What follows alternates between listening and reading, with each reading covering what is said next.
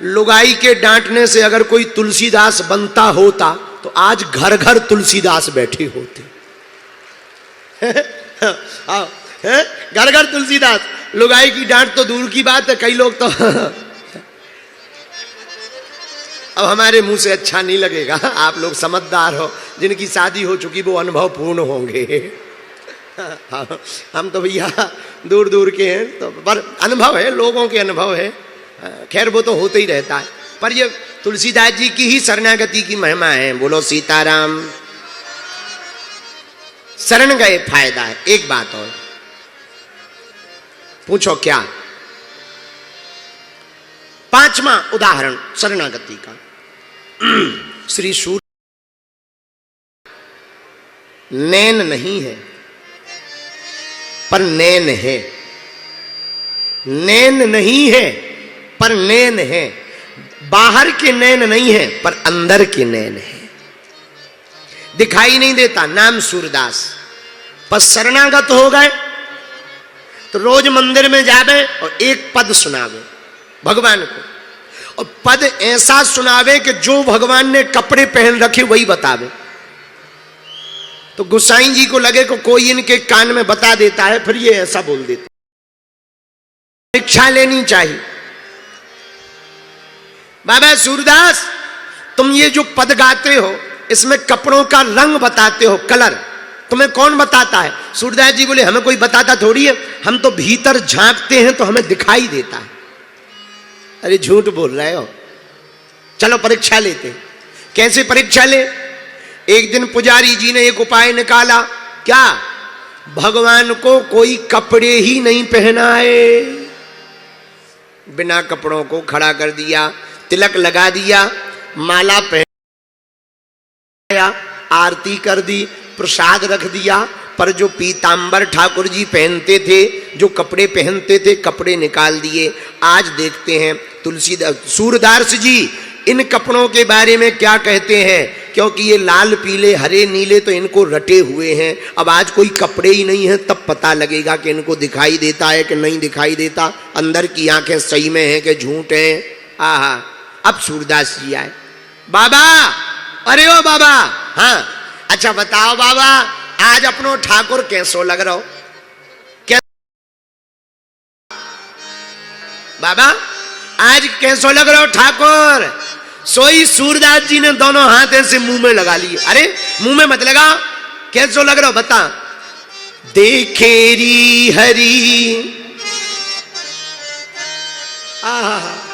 आंखों से, हाथों से आंखों को बंद करके शर्मा कर बोले, आज देखेरी हरी नंगम नंगा, आज देखेरी हरी नंगम नंगा, देखेरी हरी नंगम नंगा, देखेरी हरी आज देखेरी हरी नंगम नंगा, देखेरी हरी नंगम नंगा, देखेरी हरी नंगम नंगा, देखेरी हरी नंगम नंगा। है कैसे? जल सुत भूषण अंग विराजत, जल भूषण अंग विराजत, जल सुत भूषण अंग विराजत, जल सुत भूषण अंग विराजत, बसन ही ने छवि,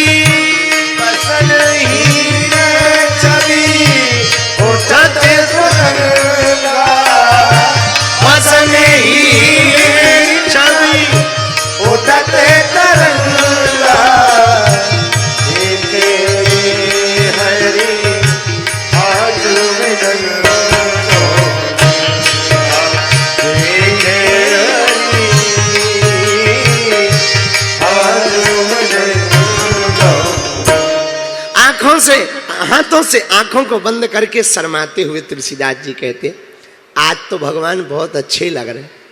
कितने अच्छे? बहुत अच्छे। कितने अच्छे? आज तो कपड़े ही नहीं पहने हैं और ज्यादा अच्छे लग रहे। शर्मा गए, सबकी आंखें खुल गई। धन्य है भगवान। भैया, किसी ने सूरदास जी से पूछा, ये कैसे पता चलता है? सूरदास जी कहते हैं, भैया हम तो उनके चरणों के चाकर हैं, वही हमें आकर बता देते हैं। देखो कितनी अद्भुत बात। शरणागति अगर हम भगवान की ले लेंगे, हम भगवान के अगर हो जाएंगे, तो हमारी सर्वस्व जिम्मेदारी भगवान की हो जाएगी। बोलो सीताराम। फिर चौपाई गानी पड़ेगी, और चौपाई हनुमान जी के लिए बहुत अद्भुत। सब सुख लहे तुम्हारी शरणा, तुम रक्षक काहू को डरना। इसीलिए भैया एक प्रार्थना हम आज की कथा में करें, हनुमान जी की शरणागति ले लो। किसकी शरणागति ले लो? जोर से बोलो। देखो, हनुमान जी की शरणागति लोगे तो एक पहला फायदा क्या होगा वो सुनो। संकट कटे सब पीरा, संकट कटे मिटे। गाओ गाओ गाओ गाओ। ये पहला फायदा होगा। दूसरा फायदा क्या होगा? हनुमान जी की शरणागति लोगे मेरठ वालों, तो दूसरा फायदा, भूत पिशाच निकट नहीं आवे, भूत पिशाच निकट नहीं आवे, महावीर जब नाम सुनावे, महावीर जब नाम सुनावे, महावीर जब नाम सुनावे, महावीर जब नाम सुनावे। श्री राम जय राम जय जय राम, श्री राम जय राम जय जय राम। आहा हा हा हा। पहला फायदा संकट कटने का होगा, तो दूसरा फायदा भूत पिशाच नजदीक नहीं आएंगे। बोलो सीताराम। हनुमान जी की शरणागति लोगे तो तीसरा फायदा क्या होगा भैया? वो भी सुन लो। पूछो क्या होगा? और देवता चित्त न धरई, पर हनुमत से सर्व सुख कर। ये तीसरा फायदा होगा हनुमान जी की शरणागति लेने से। चौथा फायदा और सुनो। हनुमान जी की शरणागति लेने से चौथा फायदा क्या होगा? आहा हा। चौथा फायदा, हनुमान जी के अगर तुम जीवन भर के लिए हो जाओगे भैया, तो एक फायदा और अद्भुत होगा। ना से रोग हरे सब पीरा, जपत निरंतर हनुमत वीर। हनुमान जी की शरणागति से पांचवा फायदा क्या होगा? वो भी सुन लो भैया। आपको राम जी के पास नहीं जाना पड़ेगा, राम जी को मिलाने की जिम्मेवारी हनुमान जी की हो जाएगी। राम द्वारे तुम रखवारे, होत नया क्या बिनु पैसा। हनुमान जी राम जी के द्वार पर रहते हैं, तो ये भैया पांचवा फायदा होगा। बोलो सीताराम। जोर से बोलो। छठवां फायदा सुनो। आपको छठवां फायदा क्या मिलेगा? सब सुख लहे तुम्हारी शरणा, और तुम रक्षक काहू को। देखो एक बात हम बोले, कई लोग संरक्षण देकर के बड़ा तो देते हैं, बड़ा बना देते हैं, पर एक गड़बड़ हो जाती। क्या? कद या पद मिलना बड़ी बात नहीं है, वो कद या पद वैसे ही बना रहना ये बड़ी बात। पर ये हनुमान जी से अद्भुत है। हनुमान जी अगर तुम्हें सुख देंगे, तो दूसरी पंक्ति में गोस्वामी जी कहते हैं, तुम रक्षक काहू को डरना, बोले रक्षा करने की गारंटी भी वीर बजरंगबली की हो जाएगी। ये छठवां फायदा है। सातवां और अंतिम फायदा क्या होगा हनुमान जी की शरणागति से, वो भी सुन लो। जय हनुमान ज्ञान गुण सागर, जय कपीस तिहुँ लोक उजागर। आपको ज्ञान भी मिलेगा, बल भी मिलेगी, बुद्धि भी मिलेगी, विद्या भी मिलेगी। अगर हनुमान जी की शरणागति लोगे मेरठ वालों, तो हनुमान जी की कृपा से सब कुछ पा जाओगे। इसमें किंचित मात्र भी संदेह नहीं। बोलो सीताराम, जोर से बोलो और जोर से बोलो। पर शरणागति का मतलब यह है, देखो पतिव्रता स्त्री किसे कहते हैं? जो अपने पति को छोड़कर पर पुरुष का चिंतन भी ना करे, चिंतन भी ना करे, उसे पतिव्रता कहते हैं। और तो छोड़ो, चिंतन भी ना करे, वो पतिव्रता है। उसी प्रकार सच्चा और अच्छा भगत कौन है? जो सब भगवानों के दर्शन तो करे, पर सब मूर्तियों में अपने ही आराध्य के दर्शन करे, वो बढ़िया भगत है। भाई ये बड़ा डाउट हो जाता कई लोगों को, महाराज हम तो हनुमान जी के भगत हैं, पर राम जी मिल जाए, शंकर जी मिल जाए, या देवी जी मिल जाए, या फिर और मिल जाए तो क्या करें? कुछ नहीं करना है, प्रणाम करना है दंडवत, पर उनमें भी अपने वाले बजरंगबली को देखना है। जैसे कई हमारे चेला है, गुरुजी हम आपको भी मानते, फलाने गुरुजी को भी मानते, अमुक गुरुजी को भी मानते। अब हमारे सामने बड़ा धर्म द्वंद हो जाता, उनको भी हम गुरुजी कहते, उनको भी गुरुजी कहते, आपको तो गुरुजी मानते ही है। अब बताओ महाराज, हमें कहीं पाप तो नहीं लगेगा? ना ना ना, एक काम करो, मानो सबको, पर जब भी प्रणाम करो तो अपने वाले गुरु का ध्यान कर लो।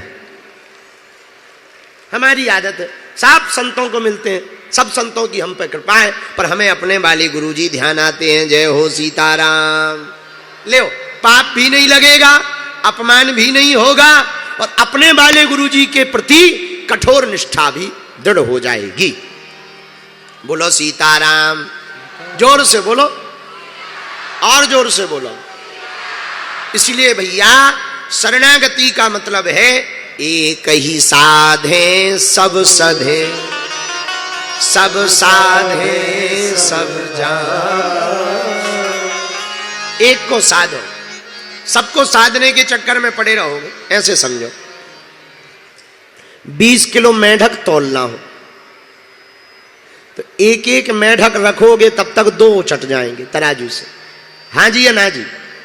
20 किलो मेढक तोलने में एक एक मेढक रखोगे तो 2 उचट जाएंगे।